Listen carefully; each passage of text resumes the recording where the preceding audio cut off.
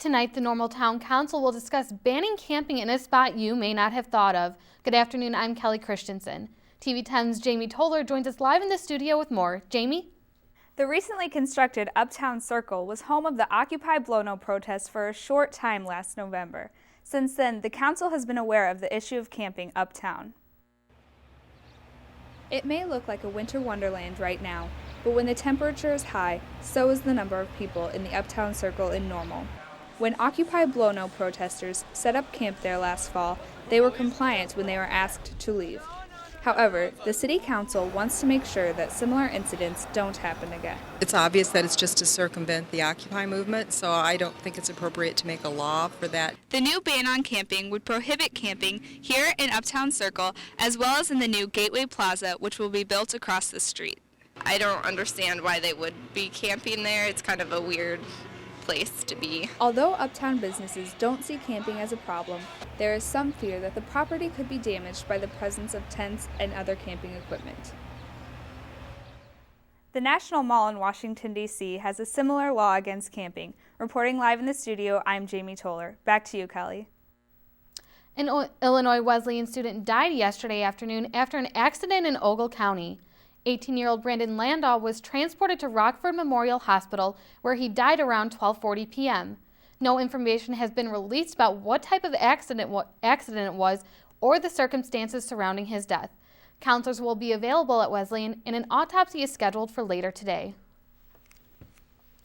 4 Bloomington residents were taken into custody Saturday morning on charges of possession, manufacturing, and delivering of methamphetamine.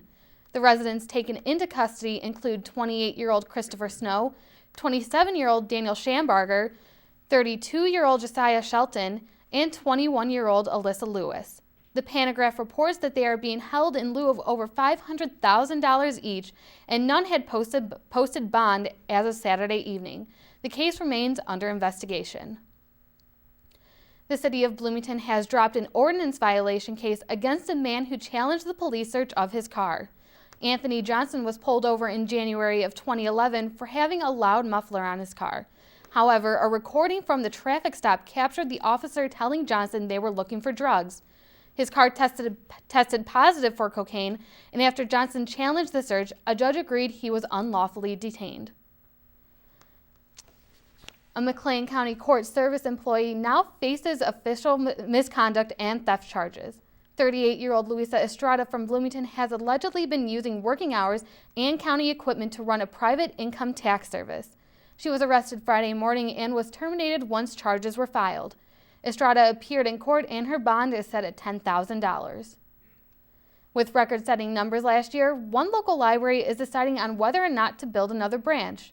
The Bloomington Public Library lent over 100,000 items each month at their Olive Street location. However, the Bloomington City Council is looking for an outside consultant to determine if new construction is necessary in the digital age. Bids from potential consultants are due on March 23rd, and the library is looking for the study to be done by September. Starting next school year, some children will have to get a vaccination for a second time. Students entering 6th and 8th grades will need to show proof of the pertussis vaccine. Right now, the vaccine is given to babies, but it may have worn off. The McLean County Health Department will be holding clinics for the vaccine on March 5th, April 9th, and May 7th from 3:30 to 5:45 p.m.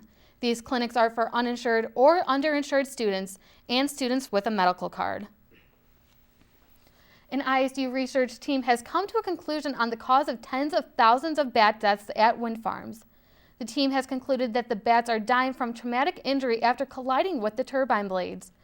Another belief was that their lungs ruptured from entering a low field pressure. However, using bat specimens from the Field Museum of Natural History in Chicago, the team determined the cause is blunt force trauma. The research team's findings are published in an article in the March issue of the Journal of Veterinary Pathology.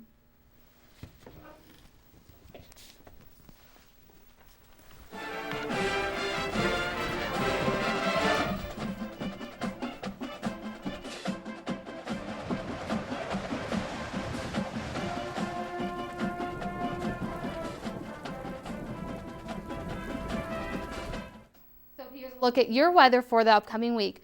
As you can see, our big story today is that temperatures are warming up. Right now, the temperature is 28 degrees, and we have clear skies with a little bit of wind coming from the west at 5 miles per hour. As you can see, it's 29 in Chicago, 27 in central Illinois, and the warmest temperatures you see are farther down south, but those are only in about the upper 60s, so it's not too warm in the United States right now. Looking at our Doppler radar, you can see that it's pretty clear right now. We aren't going to be seeing rain for a couple of days. We might see a little bit later this week, but for the most part, it's going to be pretty clear. But starting tonight, we're going to see a little bit of wind. You can see that you have gusts in the Midwest at 33 and 28 miles per hour. Later on tonight, those gusts will move in, and we will see some more or higher winds. Tonight, we will have a low of 30, clear skies, but as I said, we'll have winds coming from the south at 22 miles per hour. And a look at your extended forecast. Tomorrow, we'll have a high of 59 and a low of 42 degrees. But again, it'll be sunny, but a little bit windy. Wednesday, a little bit of clouds will roll in, but about the same temperature. Thursday, we might see a little bit of rain, but at the start of spring break, it'll start warming up, and we will have some sun in the future. The late Theodore Seuss Gael, or Dr. Seuss as you may know him, was given a Seuss-tacular celebration. TV10's Andrea Hill has the story. Fans of all ages celebrated a special birthday this weekend. The Children's Discovery Museum in Uptown Normal hosted a Seuss-tacular event in honor of the famous Dr. Seuss. Families can come in and make lifelong memories. That's our goal of all of our family fun events, is for families just to really bond and create memories and have a good time. The Discovery Museum provided lots of Dr. Seuss-inspired games and activities for the children. I even got to meet one of the special guests. Hello, viewing public. Peace.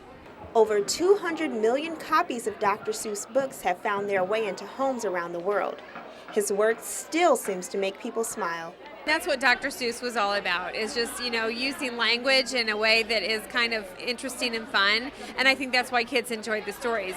Those young and old came out to celebrate. They wanted to give the late Dr. Seuss a message. Happy birthday, Dr. Seuss! Happy birthday, Dr. Seuss! Happy birthday, Dr. Seuss! Happy birthday, Dr. Seuss. Reporting for TV10, I'm Andrea Hill. Dr. Seuss's book, The Lorax, has been created into a movie featuring Zac Efron, Taylor Swift, and Danny DeVito.